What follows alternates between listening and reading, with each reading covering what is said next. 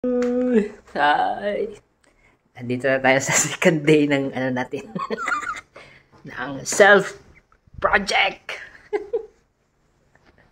Second day na ngayon ng pagbibideo natin ng ating sarili. Titingnan natin kung ano yung mga improvement natin pag sinasabi ko na, ulitin ko na naman, ang purpose talaga nito is titingnan natin kung ano yung magiging improvement ko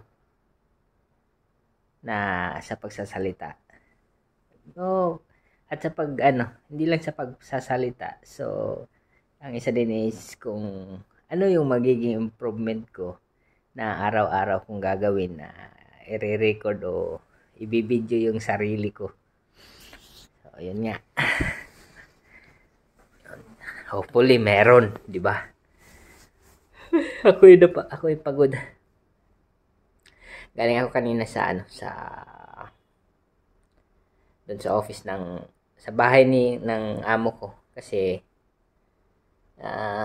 madalang na siyang nagpupunta sa opisina ngayon dahil nga nagbabantay sa nanay niya. Medyo may edad na din yung nanay niya kasi tanda na. 100 years old na din. So, siya yung nagbabantay. Yung boss kong lalaki yung boss ko. Tapos siya yung bunso. Kaya siya yung kasama sa bahay. Wala naman siyang pamilya, sariling pamilya na kanya. Kaya yun, siya ang nagbabantay. So, ang nangyayari, madalang siyang nagpupunta ng opisina. So, yung mga projects namin, interior projects, medyo na delayed kasi nga, hindi agad na didesisyonan yung mga designs, yung mga selection ng furnitures, saka finishes, mga ganong bagay. So, yun. Ang nangyayari, dahil nga ako yung senior furniture designer sa company, kaya ako yung nagpupunta sa bahay nila. May naman doon, nag-set up naman na doon ng opisina. So, extension ng office ng company. So, doon pumupunta ako doon ng once a week. Kaya twice a week yung mangyayari para para mag-decision sa mga selection ng mga furnitures at mga finishes. At katulong naman na doon niya ang yung bago na may architect na hinire. Saka magdadagdag pa ng bagong architect. So, mas mapapadali yung ngayon, yung flow ng trabaho sa company. At kailangan na din talagang bilisan kasi nga madaming delayed. Pag madaming delayed, alam naman natin na wala ding papasok na bagong kliyente. So, kailangan makatapos ng projects para may papasok na bago. So, yun lang ang nangyayari. So, kaya medyo pagod ngayon. Antok na. Ngayon mag-aalas 10 na din dito. Kaya, matutulog na naman. So, ito lang, mga lang naman natin. Update lang. Ang purpose lang naman ito yung video natin ay titingnan natin yung ng improvement, kumbaga. Siguro titingnan natin kung gaano ka laki yung magiging improvement sa the way ako magsalita kaharap ng camera. Siguro yung confidence titingnan natin para na din para yun nga, ma-boost yung confidence para din pagkaharap ko maybe later on. Kasi madalang akong nag-a-attend ng mga meetings kahit nasa company, ayaw kong umattend ng mga meetings. Dahil nga hindi naman sa ayaw kong makipag-usap. Ang lang is yung sa oras para sa akin. Kaya yun. Kaya dito, tinatry ko ngayon kung na i-boost yung confidence ko. Maybe i-develop ko yung the way ako magsalita. Para later on, magagamit ko din siya. Para sa, sa pakikipag-communicate ko. Lalong-lalo na sa mga kasama ko sa trabaho. Hindi naman sila bago sa akin kasi nga 15 years na din ako sa company. But, we don't know. Maybe, may bagong opportunity na pumasok para sa atin. Hindi, mayroon tayong magagamit. So, yun lang. Second day ngayon. Actually, nagkamali pala ako ng date kahapon. So, yung first day pala is 15, hindi 13. So, tamang-tama. 15 tayo nagsimula. 15 ng May. Matatapos tayo ng 30-day challenge natin ng June 15 din. So, yun. Aabangan natin yung hanggang sa June 15. Good night.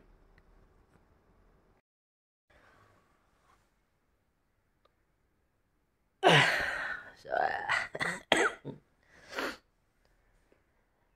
ayan.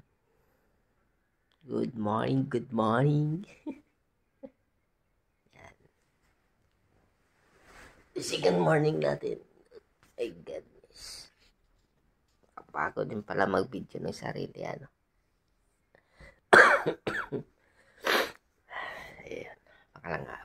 Pangalawang araw natin ngayon sa ating 30-day challenge. Naku ka.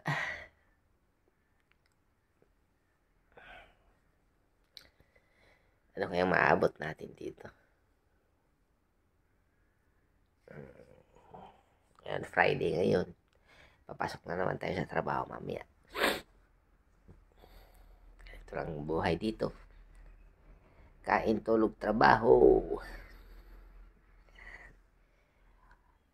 Back to office tayo ngayon at doon sa factory. Tapos na tayo doon sa bahay ni boss. So, busy na naman mamaya. Print ng drawing, release ng orders. Tatry natin din na ipakita sa inyo doon sa factory ko ano yung kahit na wag na sa factory kasi restricted area siya.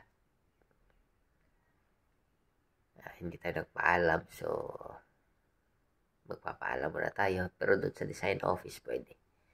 At sa showroom, idadaan ko kayo doon. Baka bukas siguro. Yan, titignan natin. Papakita ko sa inyo kung ano yung laman ng showroom o kung ano yung mga furnitures na ginagawa namin.